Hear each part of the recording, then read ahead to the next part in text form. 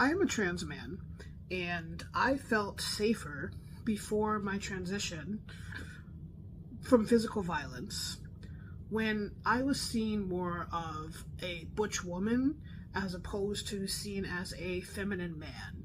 And when I was seen as more of a butch woman in New York City, I wasn't worried about being catcalled. I wasn't worried about being harassed. I wasn't worried about being hit on.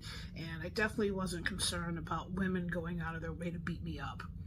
And in my early transition, around 6 months in, when I started passing as male, but looked as a more feminine male, and I wasn't working out or anything like that, I had quite a few incidents where guys would randomly call me names on the streets, and I'm sure we can all guess what those names were.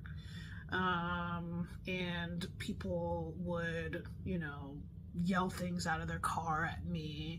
And I had an incident where somebody thought that I was looking at him, and I really wasn't. I was just like zoning out and looking into space, and he came up and got in my face and shoved me. I had another experience where somebody almost hit me with their car, and I was like, what the fuck? And then he got out of his car and he decked me in the face. I have a couple of other examples of things that happened that were really, really scary and caused me to work out and get a little bigger. And ever since, I haven't had to deal with those same kinds of issues.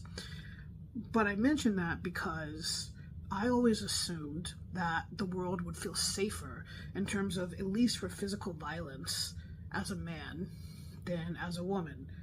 Again, I'm speaking from a perspective of when I was a butch woman, and I've always been kind of a tomboy. I had like a femme phase for like 2 years. But as a dude, I have definitely felt more like I've had to watch my back, which really surprised me. And it actually made me realize that in a lot of environments, men that are perceived as more feminine are in so much freaking danger. And if they're getting beat up on the street, nobody's going to jump in to save them. Nobody's going to try to protect them. They're just going to tell them to man up or get stronger. And I believe that that kind of fear is what makes so many men in certain environments put on this really, really obnoxious and kind of toxic aura, because it's actually a means of survival.